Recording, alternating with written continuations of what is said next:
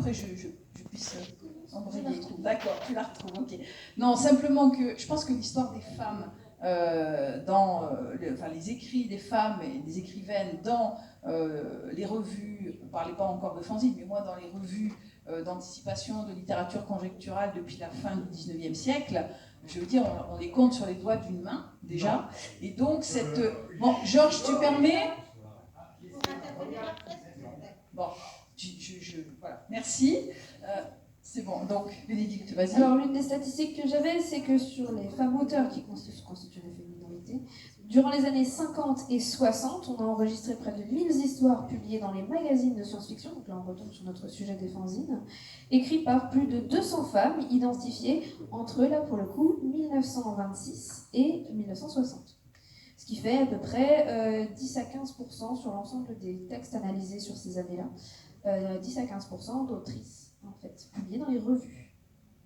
Voilà. Et je précise aussi que... Ça concerne les États-Unis, je crois, ça. Hein, c'est une statistique globale, par contre, aux États-Unis. 7 femmes, depuis le début, ont été nommées Grand Master de la science-fiction par la Science Fiction and Fantasy Writer of America. Il y en a 7, la dernière étant Lois McMaster Bujold, je suis navrée, je ne sais pas comment on prononce, en 2019. Et la première étant André Norton en 83. Voilà.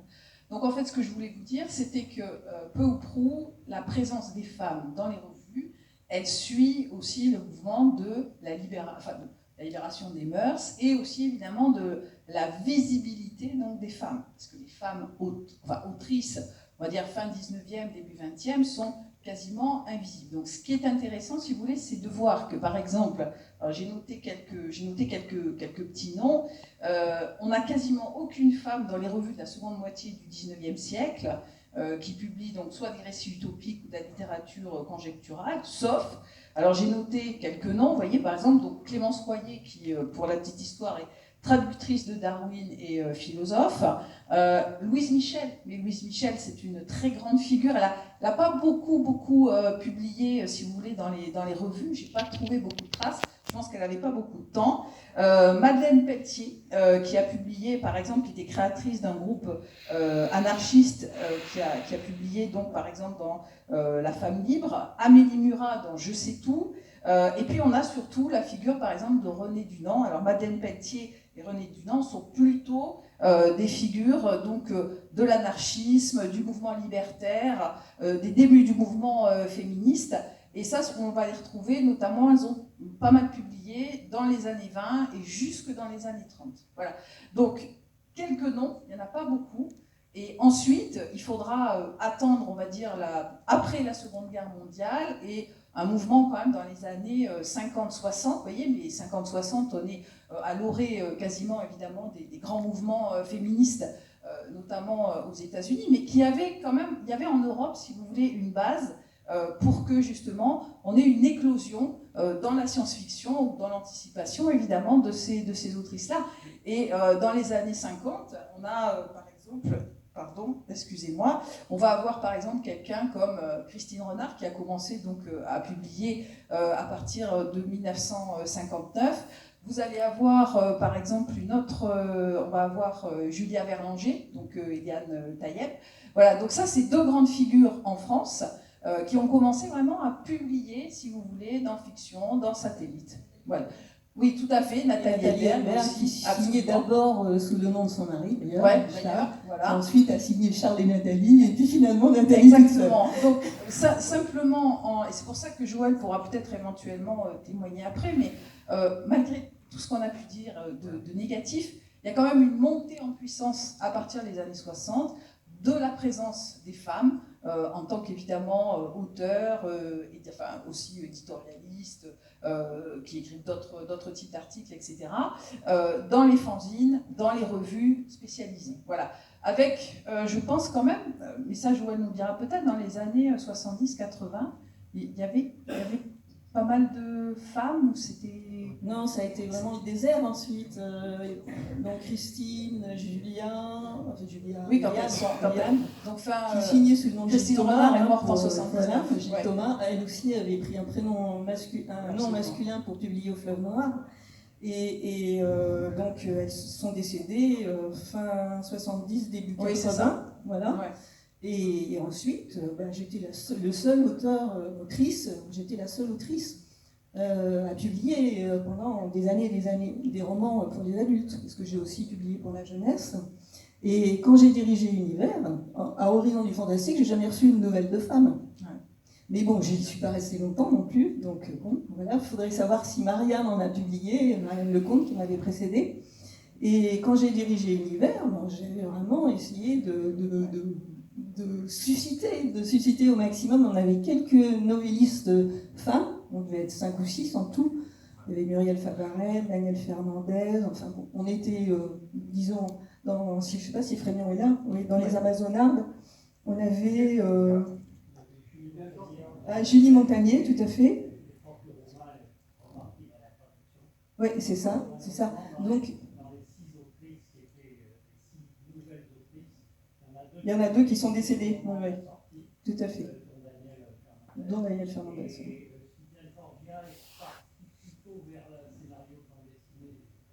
Mais Sylviane, je l'ai publiée quand même avec Bruno. Elle signait avec Bruno Le Signe. Donc Sylviane, je l'ai publiée dans l'Univers, d'ailleurs dans le premier numéro que j'ai dirigé. Mais bon, c'était vraiment compliqué. Il y a eu Sylvie Lenné qui est arrivée, donc qui a publié sa première nouvelle professionnelle, je pense, dans Univers 84. Et puis, je ne me souviens plus, autrement, c'était plutôt, je publiais plutôt des autrices américaines, quoi. Dans les années 70, j'ai oublié de citer évidemment Françoise Daubonne. Ah ben Françoise Daubonne, bien sûr, oui, tout à fait. Et toutes ces figures-là, quand même, c'était celles que j'ai citées, c'était quand même des féministes assumées. Vous voyez, déjà, depuis le début du XXe siècle, ce sont des femmes qui participaient à ces mouvements très politisées, très militantes. Donc, ils se sont vraiment engagés justement pour la visibilité des femmes, mais c'était des gouttes d'eau quasiment dans un océan. Et il faudra attendre quasiment les années 2000 pour que le mouvement change fondamentalement. Excuse-moi Bénédicte, juste un mot de plus, c'est pour dire que moi j'étais étonnée à l'époque, parce que quand même aux États-Unis, depuis les années 60, on avait eu une montée en force des femmes qui écrivaient de la SF à l'époque. Ensuite, ça a un peu basculé sur la fantasy, mais n'empêche, il y avait vraiment non seulement un lectorat féminin, mais des autrices. Et puis, donc je me disais, mais pourquoi est-ce qu'on n'a pas l'équivalent en France? Et effectivement, on n'avait pas. Alors moi je préciserais juste que avant les années 2000, il y a la fondation en 92 du fanzine Présence d'Esprit, qui a aussi un stand là-bas, et qui a été fondée par une femme, Yvonne Maillard, avec, je n'arrive pas à relire Christian, quel dommage, Alice ou Aline Aline Béguin, voilà, et qui aujourd'hui a pour présidente Evelyne Benoît, qui a pour rédactrice en chef Bénédicte Taffin, et qui a 4 responsables de rubrique, rédacteurs de rubrique, qui sont 4 femmes. Donc on a aussi, voilà, ça fait. Alors est-ce que c'est l'exception ou pas? J'avoue que j'ai pas potassé l'histoire des fanzines de cette année, de cette décennie-là, mais toujours est-il que c'est aussi important de le citer.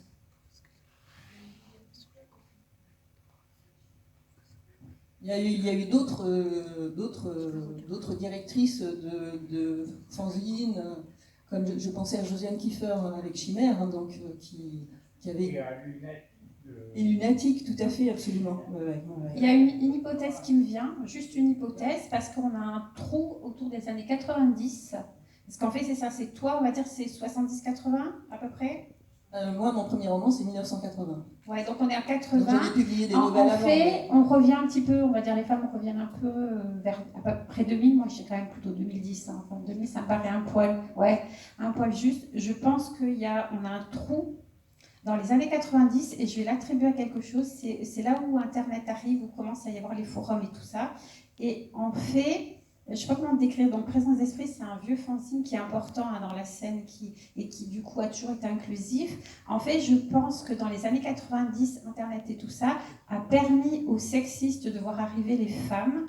Et il s'est passé quelque chose, parce que moi je pense à des gens, bon, je fais partie de la scène de 90, mais je pense à des gens comme Jeanne Debas, Lucie Chenu, on a été beaucoup de filles à un moment donné, Et on ne perçait pas et on ne trouvait de la place. Parce que, alors, à un moment, je vais te dire, parce que j'avais dit à Hugo que je le dirais en public et tout ça, il y a eu l'affaire Marsan récemment que tout le monde a suivi et tout le monde a beaucoup craché et tout ça. Et cette affaire Marsan, moi, je la trouve intéressante parce que Marsan a eu le pouvoir qu'il a eu sur les femmes, que parce que le milieu était tellement hostile que c'était le seul qui paraissait une terre d'accueil pour les femmes. C'est-à-dire que cette hostilité qui a été créée sur les forums, je pense au Cafard Cosmique, je pense au Bélial, hein, je veux dire bien connus pour leurs engagements féministes, comme nous le savons tous, ont créé une terre hostile.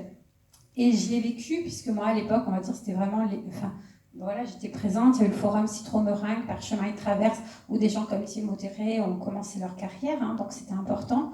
On trouvait une telle hostilité que Bragelonne nous est apparu comme une espèce de merveilleuse terre d'accueil. Et même moi, à un moment donné, maintenant ça me fait froid dans l'eau, je veux dire, j'avais envie d'être remarquée par Stéphane Marsan, parce que c'était le seul qui risquait de me remarquer en tant que femme, je veux dire. Et à un moment donné, ces années 90, elles sont nuisibles et il faut les regarder en face. Et à ce moment-là, c'était pas possible pour des nouvellistes, enfin, d'aller plus loin. Donc après, voilà, je m'explique pas le manque de nouvellistes que tu as eu à ton époque, mais après, à cette époque, on est au courrier, les informations circulent mal. Je n'ôte pas l'hypothèse que peut-être certains messieurs ont le droit d'aller en convention pendant que madame garde les enfants. Je suis désolée, mais on va être clair. Moi, j'ai eu le droit d'aller en festival et convention parce que j'avais un ex-mari qui comprenait qu'une femme a le droit de sortir. Je veux dire, à un moment, il faut quand même appeler un chat un chat. Et je pense, voilà, il y a vraiment un creux très, très sombre au début d'Internet et tout ça, où tout le monde s'est lâché. Maintenant, il y a une nouvelle génération qui est très queer, qui enfin, je veux dire, n'entend pas hein, tous ces vieux discours et tout ça, qui, quand certains messieurs parlent, disent « ok, boomer ». Moi, j'aime beaucoup, hein, c'est une expression que je prends vraiment à mon compte. Donc, c'est quelque chose dont il faut tenir compte. Il faut saluer, voilà, les présences d'esprit. Tout ça pour dire, je me suis très éloignée de mon sujet, c'est que j'ai entendu beaucoup de critiques sur Galaxy, parce que Galaxy, c'est moins pro que le Bélial et tout ça et tout ça. Alors, c'est un très beau discours, regardez-le, ne changez rien. Dans le Bélial, comptez juste combien de femmes ont été publiées. Et maintenant, vous regardez Galaxy et vous comptez combien de femmes et de personnes racisées ont été publiées. Et après, vous continuez à dire « oui, mais Galaxy, c'est peut-être juste un prosing et le Bélial, c'est génial ». Et quand vous faites ça, juste vous vous regardez dans une glace et vous vous demandez à quoi vous contribuez. Mais après, c'est vos choix moraux. Hein. Moi, je ne suis pas là pour les discuter.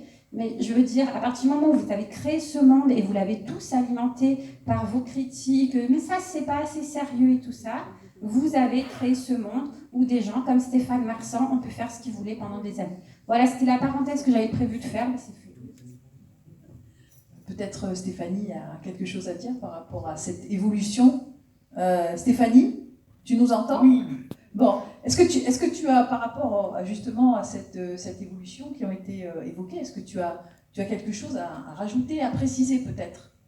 Parce que tu étais au cœur de ces publications. C'est vrai que je n'entends pas toujours très bien avec les retours de la salle, c'est pas directement sur le son ordinateur, donc j'ai un petit peu de mal à le suivre parfois, voilà, je sens c'est un peu compliqué. Donc si je réponds un peu à côté, n'hésite pas à me recentrer. Ça marche. Bon, moi l'impression de ce que j'ai entendu, je regardais là pendant que je vous écoutais, je jetais un œil sur les sommaires des revues, justement.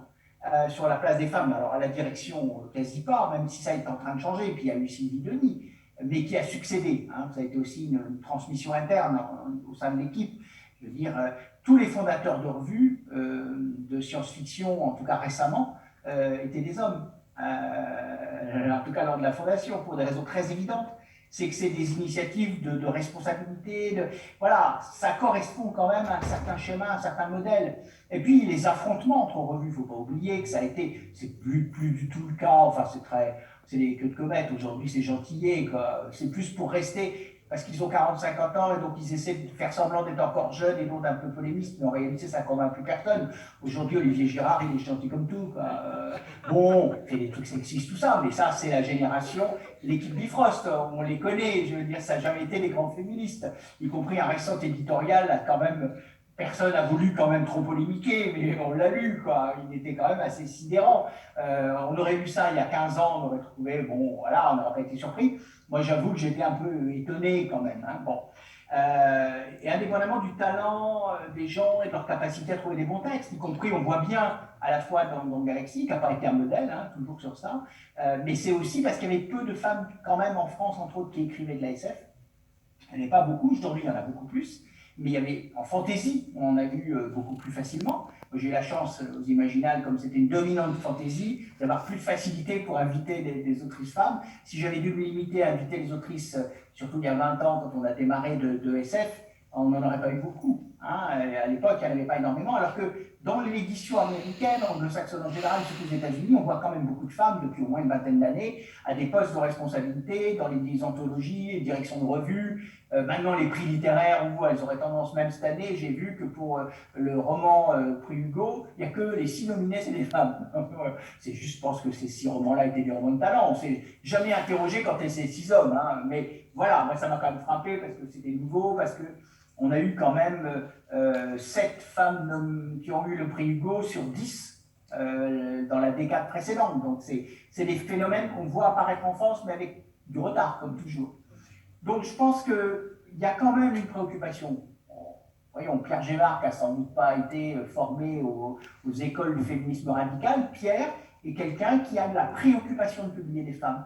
On voit qu'il le fait avec beaucoup de bonne volonté et de la réussite. C'est-à-dire qu'il fait l'effort d'y penser, de regarder, du coup, il trouve des bons textes. Voilà, je pense que c'est aussi ça. Ce qui serait idéal, c'est que dans 20 ans, on puisse plus poser ces questions-là et qu'on choisisse uniquement des textes, des compétences, parce qu'il y a des compétences.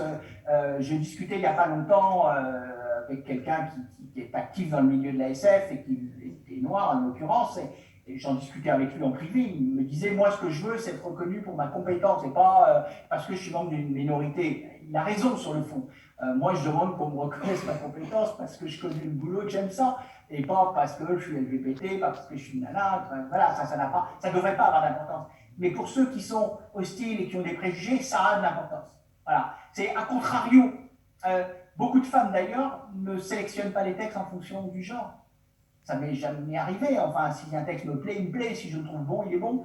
Mais en revanche, j'ai eu une discussion il n'y a pas longtemps sur le site Actualité avec un sexiste poli. Il m'a répondu bonjour Stéphanie. Donc on a eu un échange. Donc j'ai estimé que c'était intéressant. Non, mais c'est intéressant. Il y a des homophobes modérés, je leur parle. Je ne parle pas à ceux qui proposent de m'attaquer dans la rue, de nous mettre en... Non, mais voilà, on est bien obligé, si on ne parle plus à personne, de discuter avec les courants modérés de nos adversaires. Vous connaissez toute la différence entre un adversaire et un ennemi. Un adversaire, ça se combat, mais on peut parfois discuter, dialoguer, évoluer. Un ennemi, ça s'élimine, parce que sinon, c'est lui qui vous élimine. Hein. Bon, voilà. Donc, c'est pas du tout la même chose. Heureusement, je suis une fille ouverte et tolérante, et donc je parle à des hommes sexistes, voilà, aimablement. J'essaie même parfois de les faire évoluer.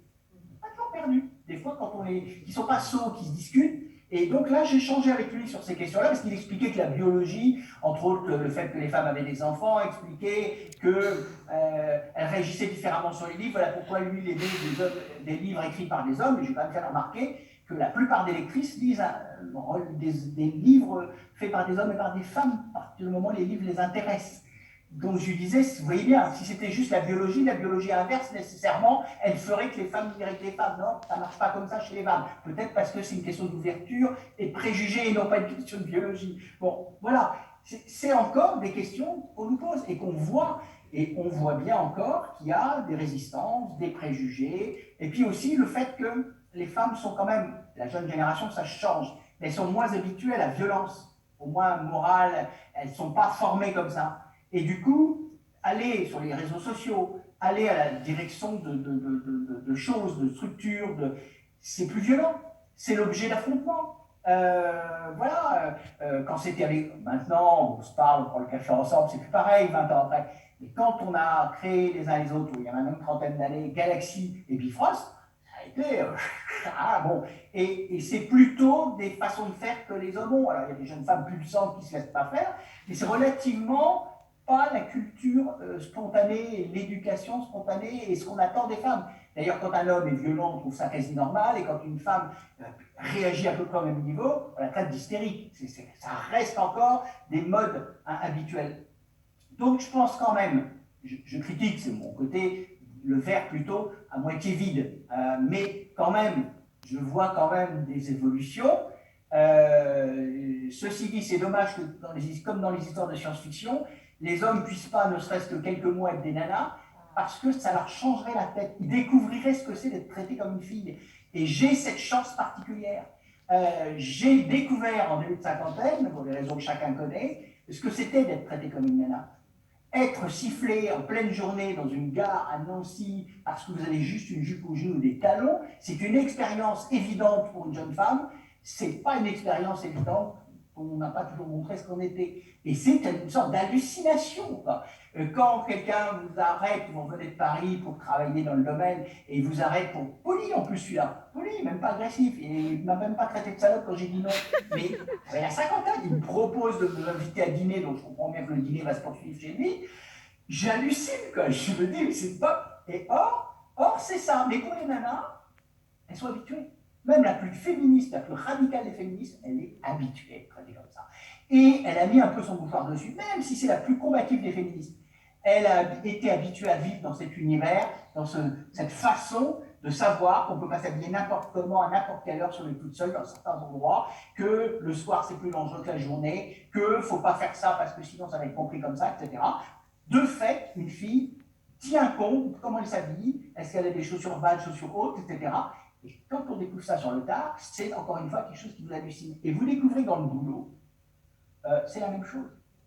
Que quoi que vous fassiez, c'est la même chose. Si je n'utilise pas tout ce que j'ai appris dans une vie antérieure pour m'imposer, spontanément, les gens qui soit n'y pensent plus, soit ne me connaissent pas, de longue date, vont s'imposer par la parole. Et je vois bien que si je fais preuve d'un peu d'autorité pour ne pas laisser le garçon prendre les 3/4 ou les 4/5 de l'intervention, et j'ai tendance, parce que j'ai été éduqué comme ça, et donc je vais raccourcir mon intervention, c'est des choses qui sont frappantes. Et je pense que dans nos milieux, il faut qu'on fasse évoluer les choses, pas de façon nécessairement hostile, mais avec des alliés. Et entre autres, toute une partie de la jeune génération masculine. On a bien vu dans une affaire récente sur le harcèlement sexuel, on a vu quand même beaucoup de jeunes garçons de moins de 40 ans, majorité 45 ans, monter en ligne, je pourrais citer Hugo Bellagamba et tant d'autres, qui se sont montrés solidaires des femmes et qui se sont montrés des garçons en accord avec des valeurs d'égalité. La devise républicaine. Merci Stéphanie. Je voulais juste ajouter quelque chose, parce que j'étais très frappée par ce que disait dans la table ronde des revues ce matin, donc ce que disait Pierre Gévard à propos de Galaxy justement, et du prix Le Bussy. En fait, je pense que c'est une note qu'il avait faite en 2017, où pour donc, ceux qui souhaitaient proposer des nouvelles pour le prix Le Bussy, il disait que ces auteurs et ces autrices devaient faire attention à la place des femmes dans leurs écrits. Ce qui a d'ailleurs été compris d'une façon assez bête par un certain nombre d'auteurs qui du coup mettaient des femmes qui n'étaient certes plus des faire-valoir, mais on sentait que c'était vraiment plaqué sur leur texte, ou alors donc écrivaient des textes féministes, mais c'était pas ça que Pierre attendait pour la revue.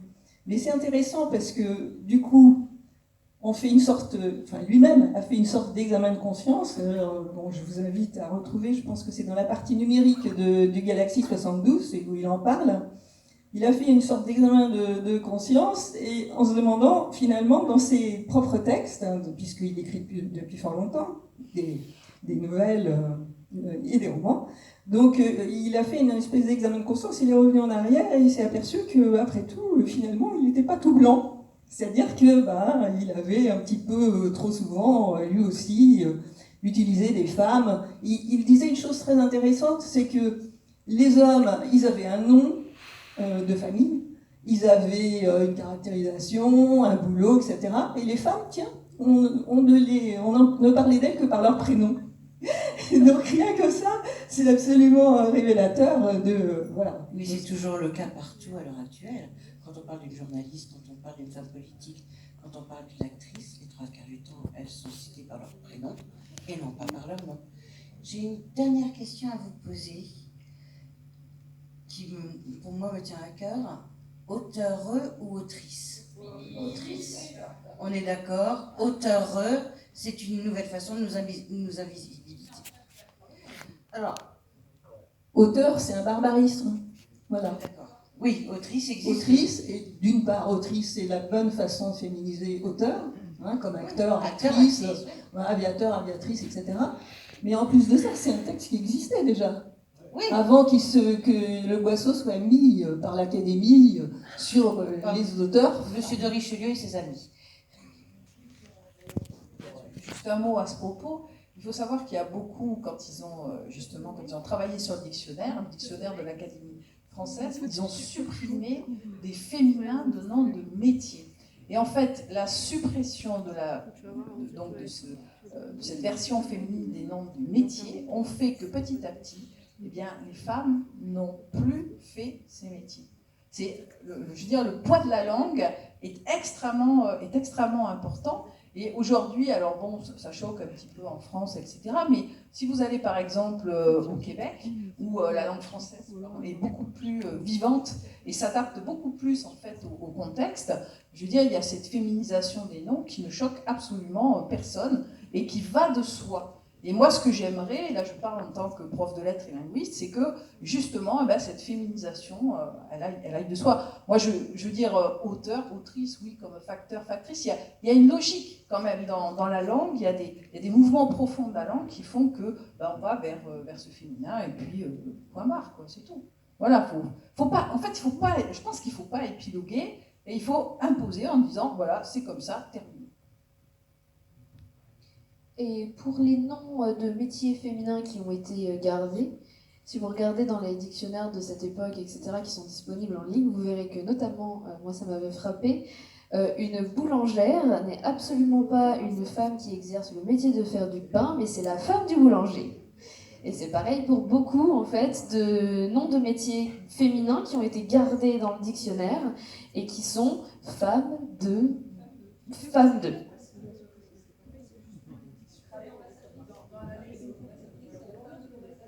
Voilà. Quand on fait ce qu'on appelle de la lexicographie, c'est-à-dire qu'on étudie l'étude des articles de dictionnaire, et là, les dictionnaires ont un poids très très important. En fait, ils choisissent donc des définitions, et ils ont choisi le Larousse notamment, et le Littré, au XIXe siècle, et le siècle qui a vraiment, je dirais, cadenassé la liberté des femmes, et supprimé, annihilé la liberté des femmes. C'est justement à partir de cette époque-là qu'on va avoir, et c'est toujours le cas, parce qu'ils continuent de faire perdurer en fait ces fausses définitions. Moi j'ai une question toute bête. Qu'est-ce qu'un paré-pathéticien? Qu'est-ce qu'une paré-pathéticienne?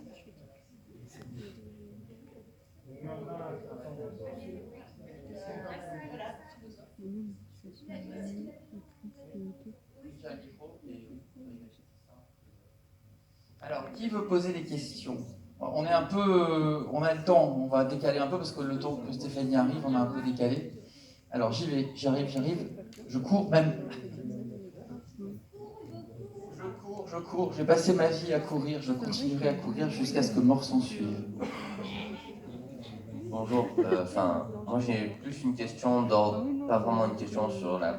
c'est un truc que j'ai assez bien compris, c'est un truc avec lequel je suis d'accord, ce que vous avez dit, mais je pense que l'apprentissage de ça, vous avez surtout parlé de la SF pour adultes, mais je pense que dans la SF pour enfants, ou même jeunesse, que, j'ai 14 ans, j'en ai lu pas mal, j'ai lu celle qui est sortie récemment, j'ai lu celle qui est en train de sortir, et je pense que c'est d'abord... ça peut apparaître, mais je pense qu'il faut d'abord éduquer comme ça en ayant plus d'autrices femmes là-dedans qui vont pouvoir éduquer justement les jeunes générations, qu'il y ait de plus en plus d'autrices. Et je pense que le fait qu'il y ait plus d'autrices femmes dans la jeunesse est un bien. Vous en avez parlé comme si c'était parce que c'était normal, c'était la place de la femme de s'occuper des enfants. Moi je pense que c'est plus un truc qui est vraiment bien pour le développement de la cause féministe. Mais après c'est mon avis. Alors là il y a Bénédicte qui fait une tête. Pour la période de trou dont on parlait tout à l'heure, on peut signaler qu'il y avait quand même quelques auteurs, quelques autrices pour la jeunesse qui écrivaient de la science-fiction. Voilà, pas beaucoup, il y en avait. Et donc moi-même, quand on m'a demandé d'écrire pour la jeunesse, j'étais effectivement de la science-fiction, j'étais extrêmement attentif au rôle féminin dans mes livres, évidemment. Je voudrais juste te dire qu'en fait, tu as raison, mais tu as tort, dans le sens que je suis d'accord que la littérature jeunesse, c'est une porte d'entrée dans le cerveau des jeunes et c'est très cool, mais les femmes n'ont pas ce rôle à faire. Je veux dire, personnellement, je ne souhaite pas écrire pour la jeunesse, et les messieurs aussi peuvent écrire pour la jeunesse en prenant des valeurs de féminisme. Donc c'est à toute la société, voilà, de se bouger le cul. Et en fait, le problème, c'est que quand on nous relègue à la jeunesse, c'est pas cool. Donc en fait, tu as raison, mais tu as tort, parce que ce que je veux dire, il y a trop de choses en jeu pour qu'on reste aussi simple.